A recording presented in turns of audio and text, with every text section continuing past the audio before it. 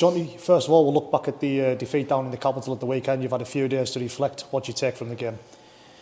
I thought we'd be too passive defensively in the first half, down the middle. I thought our edges coped with a lot that was thrown at them. But ultimately, again, it's errors that's cost us the game. 4 errors in the first half. The sets after we headed, they scored tries. I think it was 3 off scrums.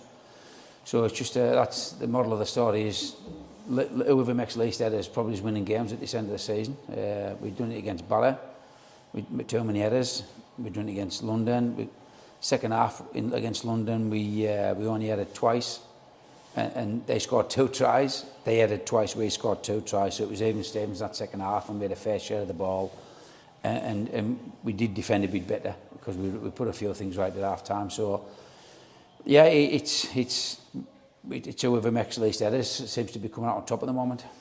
Seems to always be the case in the Championship, though. You always do regard that, you know, it's always a side who keep the ball and have most territory and you know, and do make less errors that seem to get the results. As you mentioned, most sides in the Championship can beat anyone on the day, so it is always down to that sort of error count and skill at time. Of course it is, and we talk about skill level all the time and being through the roof with it, and even the training, there's consequences for skill levels, and what's at stake on a Sunday for skill level is 2 points, and that's what we done at Sunday against London.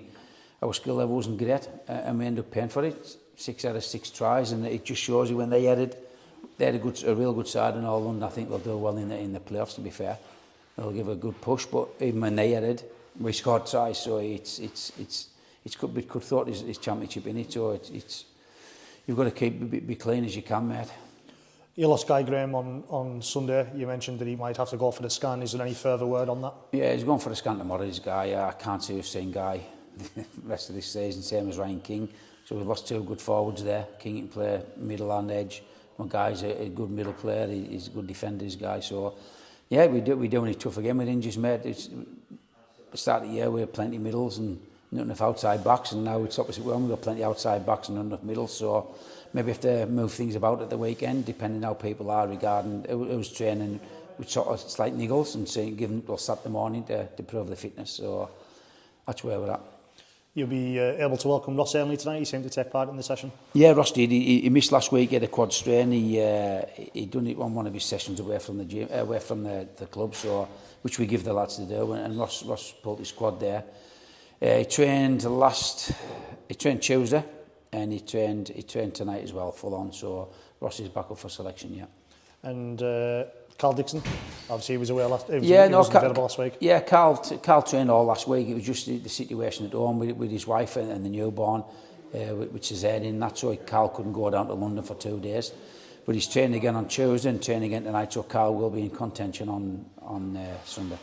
And 2 players you'll be excited to welcome back. Obviously, Dicko we haven't seen for a while now for one problem or another. So it's just giving you more choice there out on the edges. Yeah, of course it is. And we miss people like Dicko. Sometimes when he plays, he makes things happen, and that's the type of player we need, because we've got to be unorthodox. We can't be that team that just ploughs it down the middle, which we try not to play like that, and we try to attack the right areas. So Dicko will only add to that.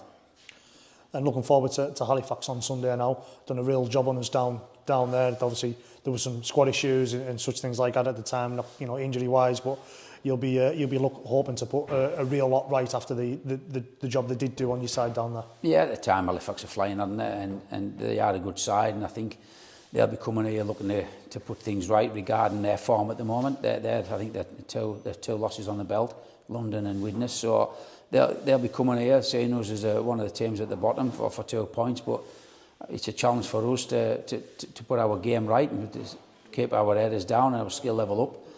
And you've seen what happens when we do that against some of these top teams that we beat, and Halifax are a top team. So to me, it's the skill, it's the errors, and whoever wants it most. And we are desperate, mate. We desperately need some points from somewhere. Of course, it's a side with plenty of players that you know well. Obviously, the likes of Lachlan Walmsley and Louis Dufresne come to mind, but also they're full of top players right across the pitch who've done very well in not only in the Championship but Super League as well. Of course they are. They're a good side. They're up in their top 3, top 4 every season, mate. So they are a good side. There's just a bit of a blip at the moment. Every team goes through it. So, like I say, it's just up to us to keep them on that blip. But they'll be coming here to get out of it. So it'll be a tough one.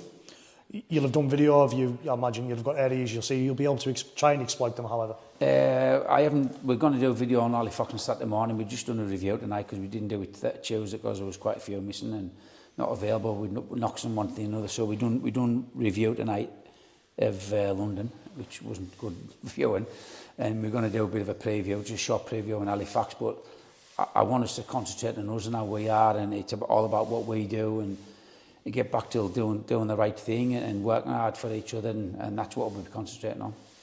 You mentioned you're desperate for the points. It's going into the final 4 games, going into the final month of the season, and it's as tight as ever down the bottom of the championship. It really is points, pick up where you can. Jordan, I said as soon as I seen the fixture list back in January, whenever it was, I thought it needs to be done and dusted by them last 3 games, and that's no disrespect to Halifax, but we're going away to Batley, we're going away to Swinton, and we've got Toulouse at home, and I was thinking I don't want to be going into them desperate for points, but it looks like we're going to be, you know what I mean? Anything can happen this weekend, and regarding, Barra's got a big say in what happens at the bottom of the league. Obviously they played us, they've got Keighley this week, they've got Swinton and they've got Newcastle, so Barra are going to have a big say in it, and some teams, we've got a tough run in, Keighley's got a tough run in, I'm not sure quite how Swinton's got, but yeah, it's every point counts, and I don't mean league table points, I mean actual points difference.